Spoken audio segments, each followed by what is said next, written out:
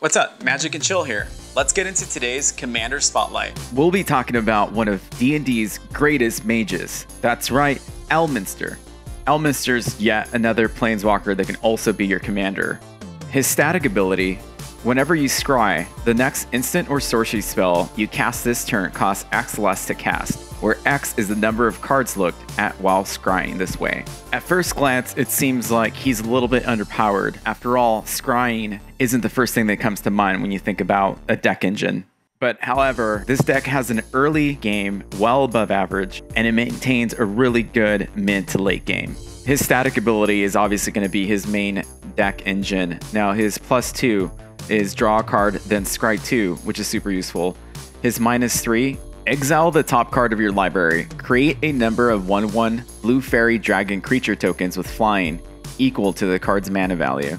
So that's super cool. Obviously, we're going to be running some really high cost cards considering his ability to basically give you close to free or really discounted mana cost spells. Where I think I've seen a lot of people fail is leaning into his scry ability a little bit too heavily. You basically have a divining top with Elminster. You're going to want him to hit the board as early as possible. And that's because of his scrying ability, right? And top decking manipulation. So you're going to be able to top deck really well and have a really strong early game.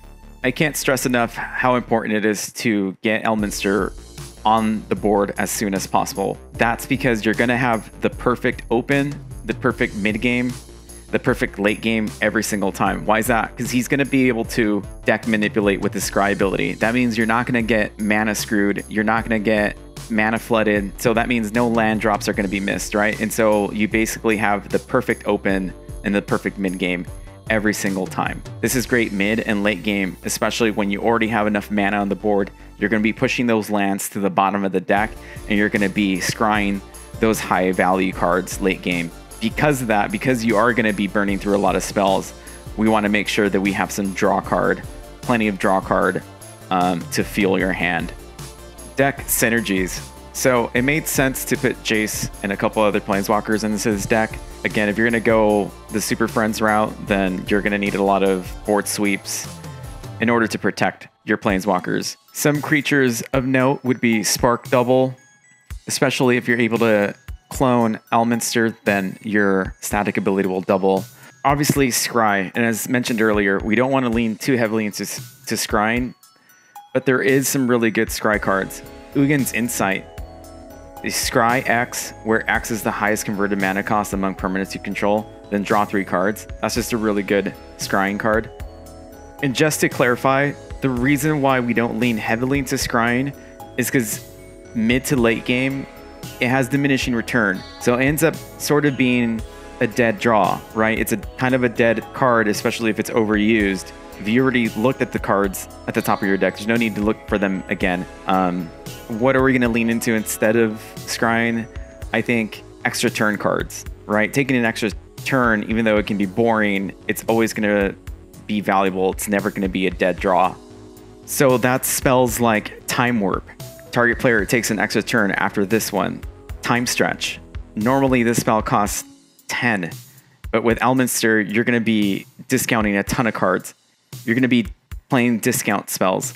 So something that costs 10 with 7 mana out, you'll be able to cast this easily. Target player takes 2 extra turns after this one.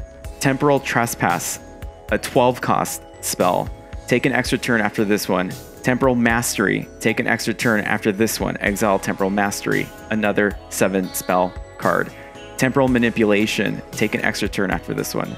Alrund's Epiphany is really good. Create 2 1/1 blue bird creature tokens with flying. Take an extra turn after this one. Exile Almond's Epiphany. It has Foretell, which is really good. Last spell I'll talk about is Mass Polymorph. Exile all creatures you control, then reveal cards from the top of your library until you reveal that many creature cards. Put all creature cards revealed this way onto the battlefield, then shuffle the rest of the revealed cards into your library this way. Now, I've played this deck a couple times, and I've won this using this spell a couple of times, so it's definitely is a win condition. And how you would play it is obviously you'd use the -3 ability when you have maybe one of those temporal cards that cost 10 plus mana. and you'd generate, and you'd replace all the 1/1 fairy dragon tokens with the big baddie creatures in your deck. So the deck's super fun. Again, you're going to want to cast Elminster, get him on board as early as possible. He's going to fix your mana problems if you have any. Late game, he's going to push the mana down to the bottom of your deck so you can cast his big spells. And with cards like Polymorph in there and taking extra turns, you're going to be able to beat face several turns in a row. A lot of times, he's going to deal out a lot of damage in a single turn. All right, guys, see you next time.